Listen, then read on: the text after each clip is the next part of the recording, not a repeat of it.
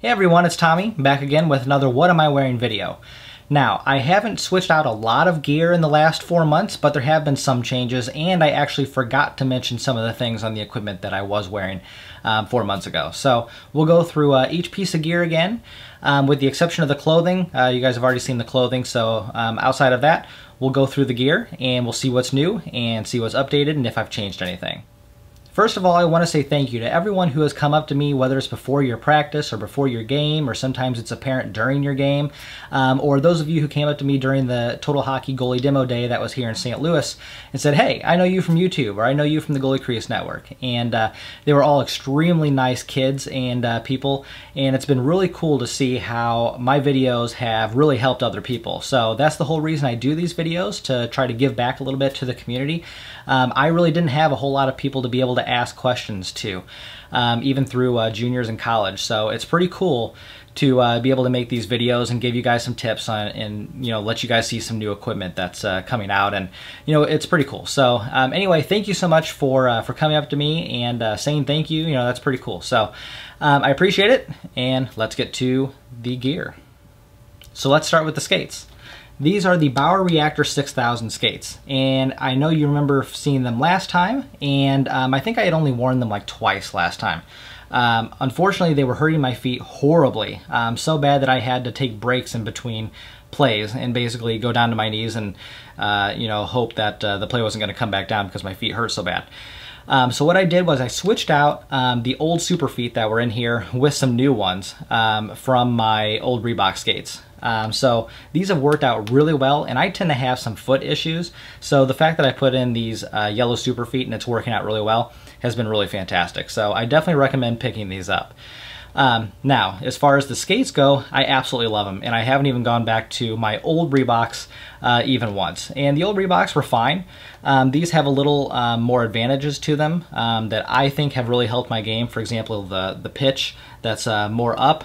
You're also sitting up higher, and I still really like that these are 4mm steel because that gives me the stability I need. For some reason, I never got along with the 3mm steel. But nonetheless, that's really about it.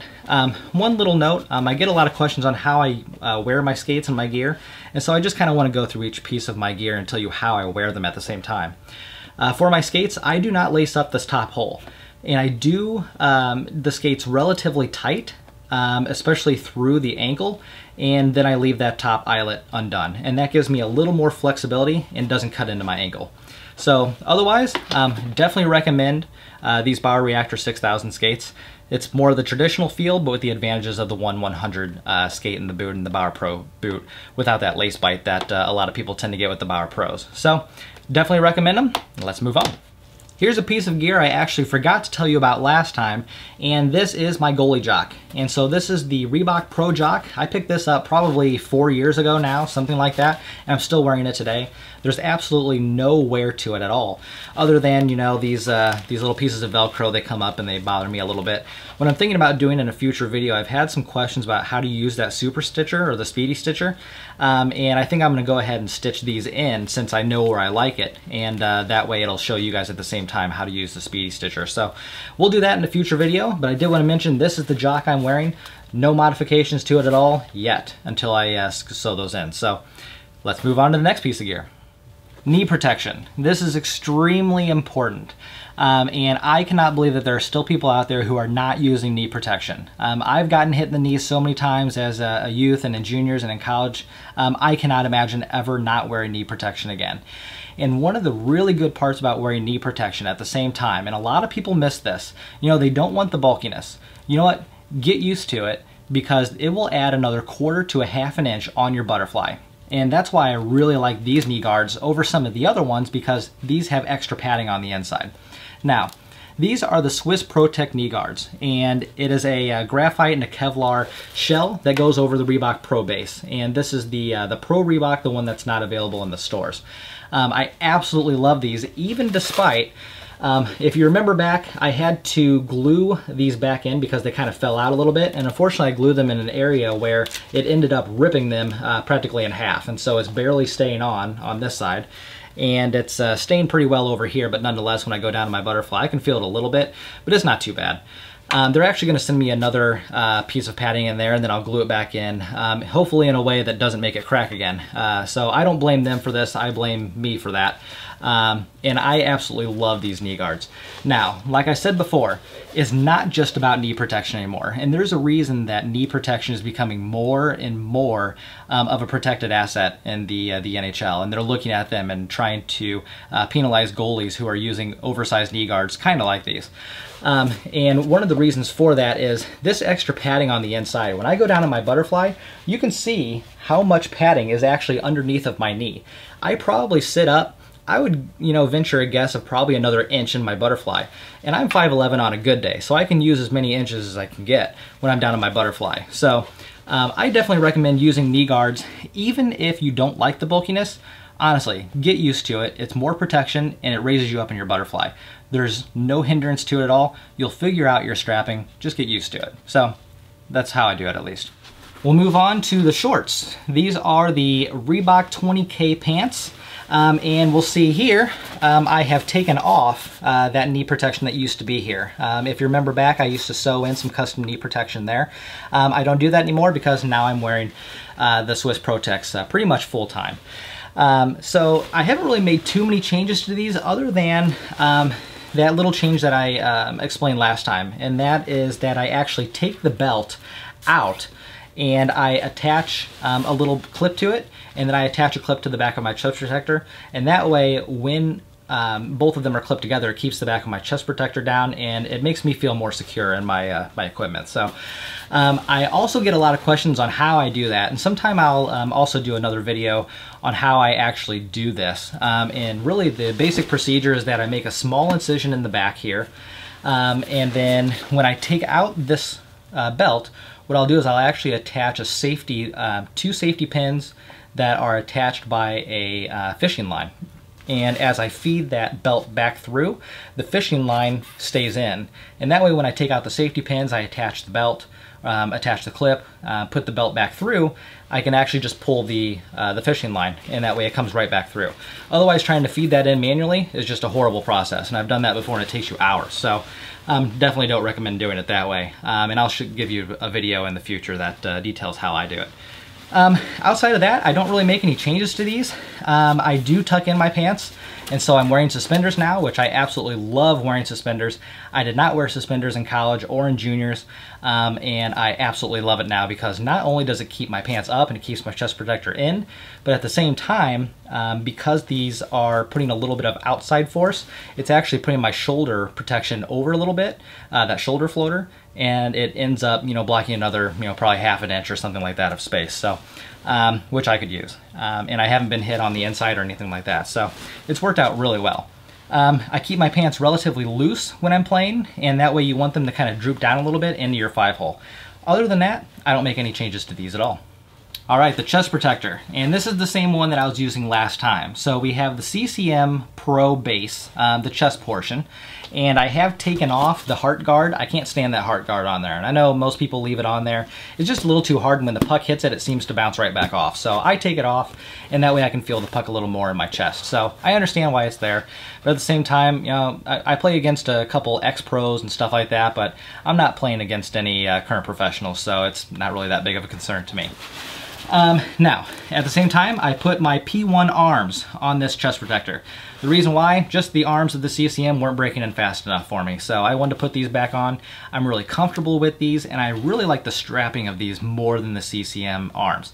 There's a little bit of a difference with the strapping, and so what I actually do, and I forgot to mention this on my last video, but I make a small incision, you might be able to see it here, on the back of the elbow.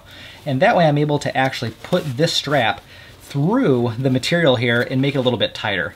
Because the way I use these is this tends to be really loose up near the shoulder, and then pretty tight in through the elbow, and then really loose again in the wrist. And that way I get really good wrist mobility for my gloves. So outside of that, the other change that I make, of course, is adding on this little bit of a clip. And I actually make an incision back here too and feed the belt through, and that way it stays centered as opposed to on the side, which is how I used to do it. Otherwise, I don't make any changes to this chest protector at all. I'll probably end up, because this is getting a little loose, as you might be able to see, the elastic's getting worn out, I'll probably end up using my Speedy Stitcher just to stitch that down.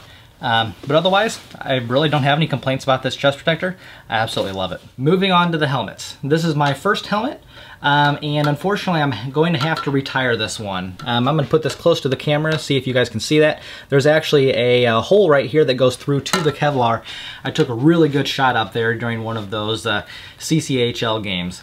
So unfortunately, I'm probably going to have to retire this one unless I can get it fixed by some of the fixers out there. I'm sure you guys have seen those before, and then maybe have Jason Livery from Headstrong Graphics repaint me a new one since I'm no longer on this team. So that's a story for another day. But nonetheless, I do need to retire this one for now. Unfortunately, I haven't used this one in a few weeks, but I've always really loved this helmet. This is on a Bauer 960 base, or 961 if you will, since it has the cat eye, but it doesn't have the Pro back plate. This is the extended back plate. So really love this mask, especially since I, as I mentioned before, I have put in a custom chin sling in every one of my masks.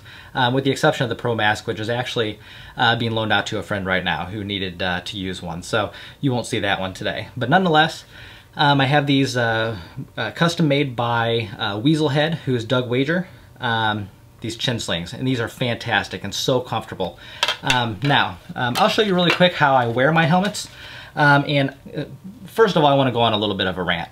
There's a lot of goalies out there who cannot stand the neck shield. And you know what? It gives you protection to the sides of your neck, to the front of your neck. Get used to the sound. It's protection for your neck. Now, the reason I can't use neck protection that is on my neck, well, first of all, it drives me nuts. And second of all, it makes me really hot because there's no place for any of the air to slip out. So I prefer to go with this method. But there are a lot of goalies out there who are like, well, I can't stand the sound. Well, you know what? Get used to it. It's neck protection. It's going to save you from getting hit in the trachea, which has happened to me before, and that is not a kind of pain you want to experience. So honestly, get used to it. All right, end the rant. Now, nonetheless, I'm going to show you how I wear my helmet. And you guys have probably seen this a little bit in my videos before, but I tend to keep my mask pretty tight. So, it stays tight enough that I can keep it up like this perfectly fine. There's no real pressure on my temples. So when I take it down, you can see that my face fits forward in the mask, almost hitting the cage, which is what you really want, because here's a quick tip. You don't want to be too far away from your cage, because if you take your finger and you go further away, it takes up a lot of your view, right? But if you come really close, if you come close enough to your eyes, you no longer see your finger, or at least much of it. And that's what you want to do with your cage.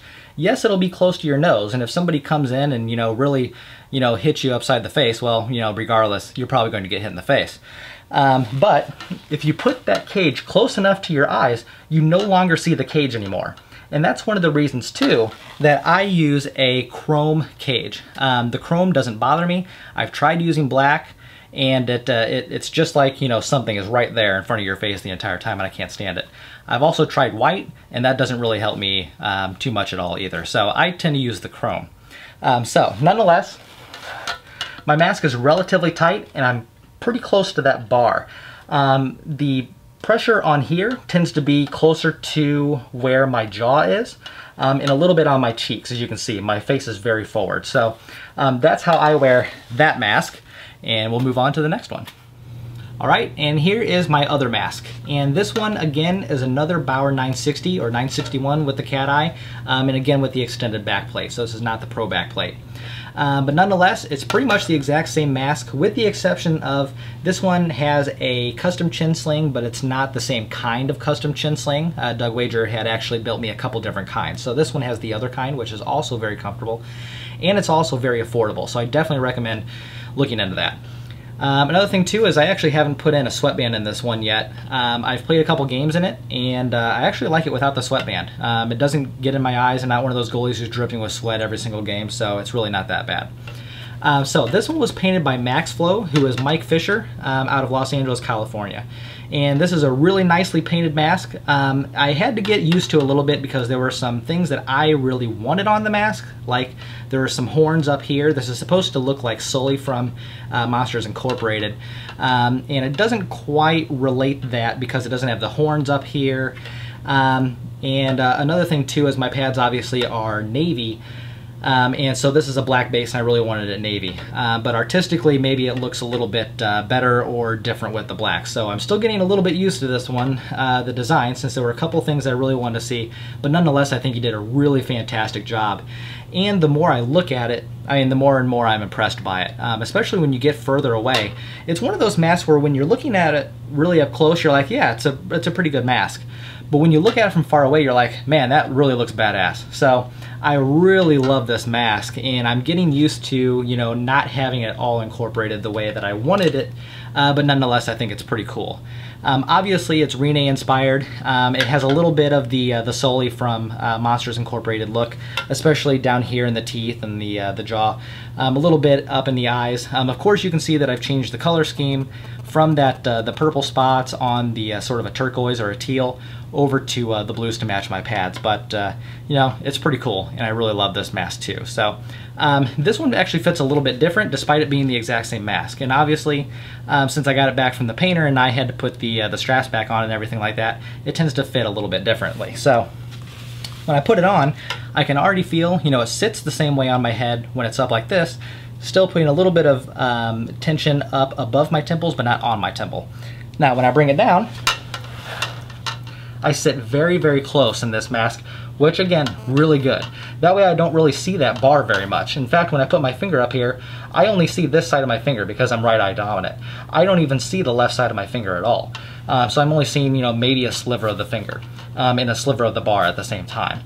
Now this one tends to sit a little bit tighter on my face, which I'm actually really liking.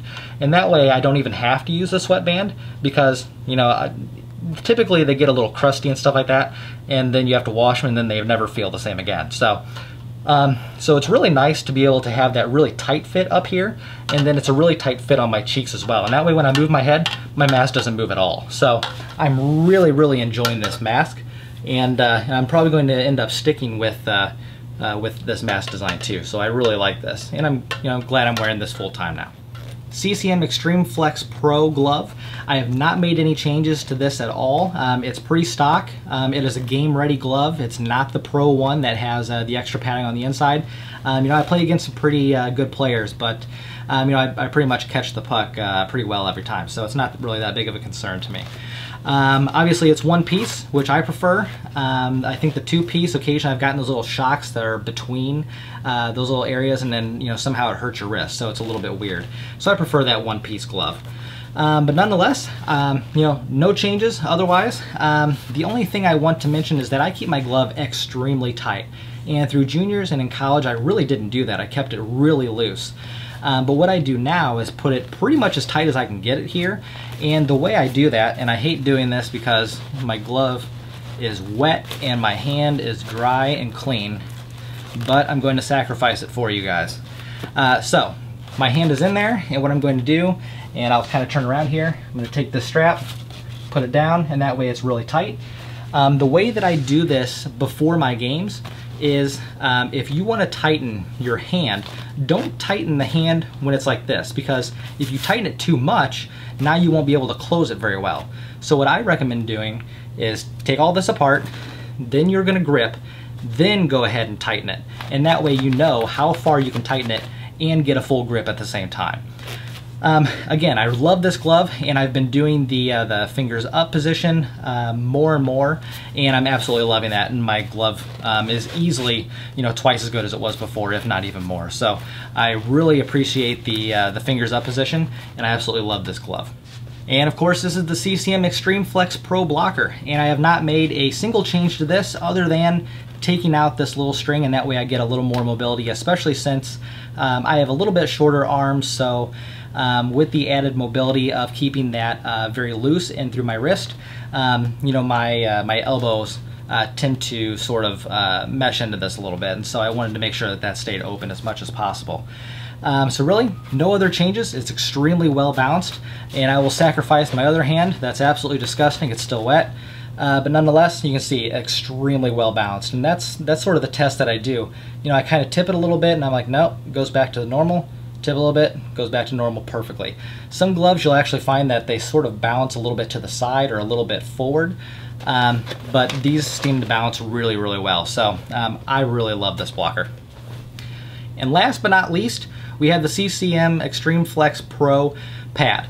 And these are 36+1, and again, I'm 5'11" on a good day, so they should be pretty big on me, but again, I wear those really oversized knee guards, so it really doesn't bother me that much, and I really like them this tall. I think on a future set, I'm probably going to get 35+2, but I really love these being 36+1. It tends to give it that really nice flex in the exact area that I need it, so we'll see how 35+2 does, but I'm very happy with the 36+1. So this is a straight angle and a single break, and so there's a single break right here, which is internal and external, and then we have a straight break up there. So we don't have any breaks that are up here, and it keeps it straight. It's not the pre-curve, which you can also get. One thing about my strapping, and I forgot to mention this last time, I cut down my straps, and that way I know where they go every single time. So I actually cut them down to be 3s every single time, so it's 3, 3, 3, and then actually this ends up being a 1 because I've had ankle injuries ever since college, so I keep those very loose. But nonetheless, this one I've actually changed to a 2, so now it's 2, 3, 3, and 1. So it just keeps it really easy for me. There are some people out there who make a little mark or make a little indent or maybe cut the outside a little bit, and that way it makes a little bit of a mark. I prefer just to cut them down. Now, if you are going to resell them, which I typically don't, you know, you probably don't want to do that. But nonetheless, that's what I do. I only do the single below knee strapping, and then of course I have the 2 calf straps and the 1 boot strap. I also do these up, and I don't put them over there because, again, I wear oversized knee guards, so it doesn't fit. So I put them down here like Carey Price strapping. Works out really well, and it also covers my 5-hole a little bit more when I'm in my stance. And I usually put that about at the edge, and then I'll put this one at the edge too. So that's really about it for the leg pads. All right, and one more piece of real gear, and that of course is my stick. And this is the CCM 500 Pro stick, and you can see this is my own curve yet again. That's why I mostly use it, and I'll kind of show you guys what the curve looks like there. It's sort of a heel curve with a little bit of a mid curve at the end, but really it's most of a heel more than anything. I use a 26-inch paddle, so it's not too long. I prefer a shorter paddle, and that way I can tuck that blocker in to my side, and it works out really well. Now about my tape job, just like I've explained before, I go all the way from the heel and I leave a little bit of the heel open. Most of my shots hit about right here, so you know I'm pretty used to it hitting straight in the tape. And then I tape it all the way to the end, sort of like a forward, and that way I maintain control of the puck straight through to the end. If you leave a little bit off, it can sort of go off wobbly and it doesn't protect it as much either, so I prefer to tape it all the way to the end. As far as the butt end goes, I use white tape. And the reason I use white tape is not only does it conform to most leagues' rules, but at the same time, no one's going to mistake this for a puck. So if you're in your crease and you're your paddle down and your stick goes inside the net, no one's going to mistake this for a puck because it's white. And then of course I always put my small ribs right here, and that way when I'm gripping the stick, my fingers can go in between all of the ribs. I don't do anything in this area, again, because when I am like this, I don't want it to be sticky at all. I want to make sure that I can go all the way down in the case of a poke check. So I really love this stick, and I'm really looking forward to getting some new ones in another color scheme too, once my new pads get here. So that's really it for the gear, but I did want to mention one more thing, and that's the Gatorade bottle. These are the kind that you see in the NHL, and that's why I wanted to try it out, and it does work so well. Now, one thing is if it does get hit, it is going to explode. Whether it is the side or the top, I've had a lot of tops break if they get hit. So I always recommend keeping an extra top or an extra bottle in the bag just in case this one does get hit. And in pregame, of course, I leave it on the bench and then I'll bring it over for the game, and that way it's much less likely to get hit, at least as long as I'm not letting in any goals. So, but nonetheless, I really love this Gatorade bottle, and the easiest part about it is it fits in your hand, even when it's in your blocker, and then, you know, easy squeeze. It's not that difficult at all. I'm obviously not going to squeeze it because there might still be a little bit of water in there. But nonetheless, I absolutely love this bottle. So that's really it for all of my gear. If you have any questions, need any tips, recommendations, let me know. I'm going to do some more videos coming up, some for beginners, some for the Speedy Stitcher, and probably a few others detailing a couple areas of this. And then I also have some Paso knee guards that I'm still testing, and we'll probably get a video up in a few days or a week, depending on how often I can play. So nonetheless, stay tuned, and there's more upcoming. So good luck and have fun.